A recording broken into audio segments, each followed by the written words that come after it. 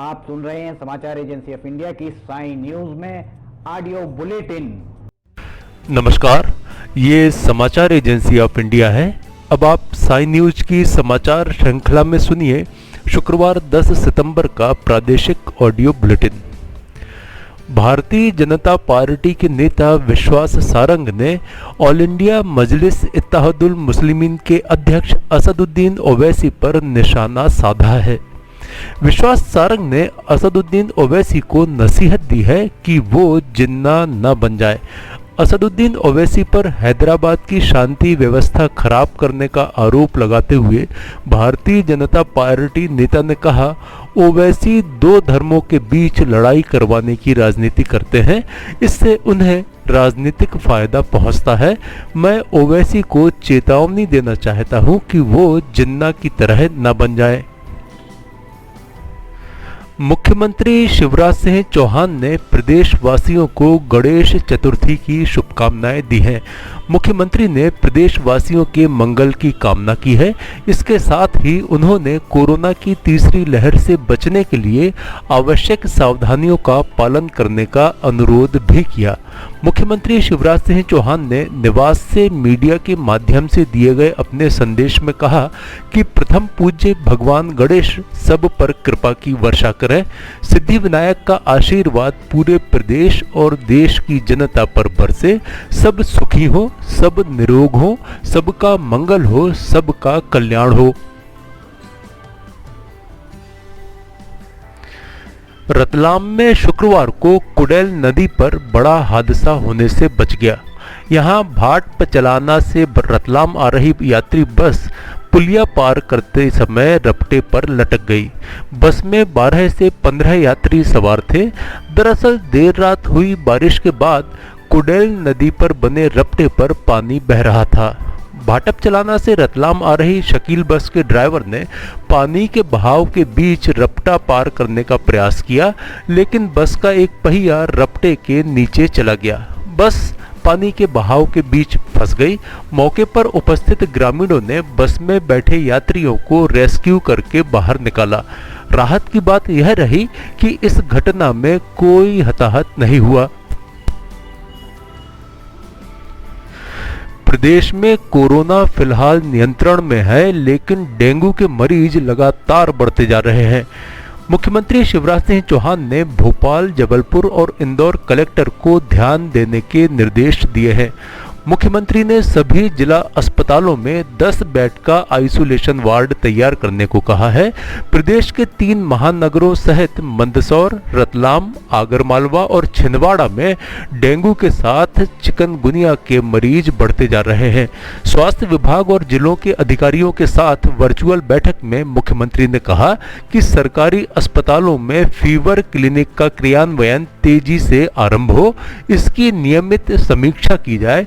OPD में शीघ्र परीक्षण एवं डेंगू की जांच के लिए सुविधा की मॉनिटरिंग लगातार की जाना चाहिए। उन्होंने कहा कि केंद्र सरकार के स्टैंडर्ड ट्रीटमेंट अनुसार ही डेंगू का उपचार उपलब्ध कराया जाए। प्रदेश के पूर्व मुख्यमंत्री एवं राज्यसभा सदस्य दिग्विजय सिंह ने एक बार फिर राष्ट्रीय स्वयंसेवक संघ प्रमुख मोहन भागवत पर तंज कसा है। दिग्विजय सिंह ने कहा कि महिलाओं के मामले में तालिबान और राष्ट्रीय स्वयंसेवक संघ की सोच एक जैसी है। उन्होंने भागवत के एक पुराने बयान को तालिबान में महिलाओं की स्थिति से जोड़ते हुए सोशल मीडिया पर सवाल किया है। दिग्विजय सिंह के अनुसार मोहन भागवत ने कहा था कि महिलाओं को घर गृहस्थी संभालनी चाहिए। दिग्विजय सिंह ने दोनों बयानों को एक जैसा बताते हुए कहा है कि क्या तालिबान और राष्ट्रीय स्वयंसेवक संघ के विचार एक जैसे हैं। पूर्व मुख्यमंत्री ने मोदी सरकार से अफगानिस्तान के तालिबान सरकार को लेकर अपना रुख स्पष्ट करने की मांग की है। इसके जवाब में मध्य प्रदेश के गृह मंत्री नरोत्तम मिश्रा ने कहा कि दिग्विजय सिंह हमेशा संघ पर प्रतिबंध लगाने की बात करते हैं, क्योंकि यह हिंदूवादी संगठन है। वे रोहिंग्याओं पर प्रतिबंध लगाने की बात क्यों नहीं करते? वे आईएसआई की आलोचना नहीं करते हैं। इससे दिग्विजय सिंह की सोच प्रदर्शित होती है। मोहन भागवत ने 3 दिन पहले पुणे में ग्लोबल स्ट्रेटेजिक पॉलिसी फाउंडेशन द्वारा आयोजित एक कार्यक्रम में कहा था कि हिंदुओं और मुसलमानों के पूर्वज एक ही थे और प्रत्येक भारतीय नागरिक हिंदू है। समझदार मुस्लिम नेताओं को कट्टरपंथियों के विरुद्ध दृढ़ता से खड़े हो जाना चाहिए। मोहन भागवत ने इस कार्यक्रम में यह भी कहा था कि भारत में अल्पसंख्यक समुदाय को किसी चीज से डरने की आवश्यकता नहीं है, क्योंकि हिंदू किसी से दुश्मनी नहीं रखते हैं। समाचारों के बीच में हम आपको यह जानकारी भी दे दें कि मौसम के अपडेट जानने के लिए समाचार एजेंसी ऑफ इंडिया के चैनल पर प्रतिदिन अपलोड होने वाले वीडियो अवश्य देखें। मौसम से संबंधित अपडेट मूलतः किसानों, निर्माण कार्य, यात्रा या समारोह आदि के लिए फायदेमंद साबित हो सकते हैं। समाचार एजेंसी ऑफ इंडिया के द्वारा अब तक मौसम के जो पूर्वानुमान जारी किए गए हैं वे 95 से 99% तक सही साबित हुए हैं।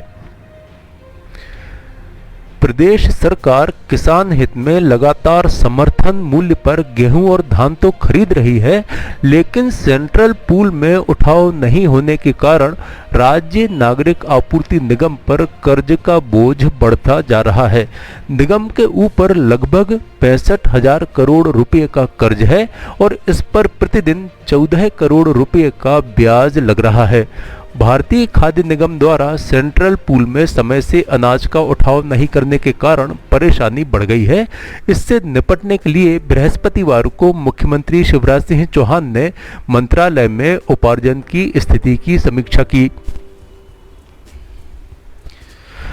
प्रदेश के जंगलों से निकलने वाली शहद अब न सिर्फ प्रदेश बल्कि देश दुनिया में मिठास घोलेगी। मध्य प्रदेश राज्य लघु वनोपज संघ की company Vindhya herbal e commerce कंपनियों को आमंत्रित करेगी। इसके लिए अगले माह टेंडर निकाले जा सकते हैं। इसके बाद प्रदेश के जंगलों की शहद और विंध्य हर्बल के अन्य उत्पाद अमेरिका, इटली, फ्रांस सहित अन्य देशों में ऑनलाइन खरीदे जा सकेंगे। राष्ट्रीय वन मेला और विभिन्न प्रदेशों में अपने स्टॉल लगाकर 1 दशक से अपने उत्पादों के लिए बाजार तलाश रही कंपनी विंध्य हर्बल ने अब अंतर्राष्ट्रीय बाजार की तरफ रुख किया है। कंपनी ने अंतर्राष्ट्रीय स्तर पर ऑनलाइन व्यापार करने वाली कंपनियों को आमंत्रित करने की तैयारी आरंभ कर दी है। फिलहाल विदेश उत्पाद भेजने के लिए आवश्यक लाइसेंस प्रक्रिया पर काम किया जा रहा है। इस प्रक्रिया को इसी माह पूरा करने का लक्ष्य है। इसके बाद अंतर्राष्ट्रीय कंपनियों को आमंत्रित करने के लिए टेंडर प्रक्रिया आरंभ होगी। आप सुन रहे थे समाचार एजेंसी ऑफ इंडिया की साई न्यूज की समाचार श्रृंखला में शरद खरे से शुक्रवार 10 सितंबर का प्रादेशिक ऑडियो बुलेटिन। रविवार 12 सितंबर को एक बार फिर हम ऑडियो बुलेटिन लेकर उपस्थित होंगे। आपको ये ऑडियो बुलेटिन यदि पसंद आ रहे हो तो आप इन्हें लाइक, शेयर और सब्सक्राइब अवश्य करें। अभी आपसे अनुमति लेते हैं। जय हिंद।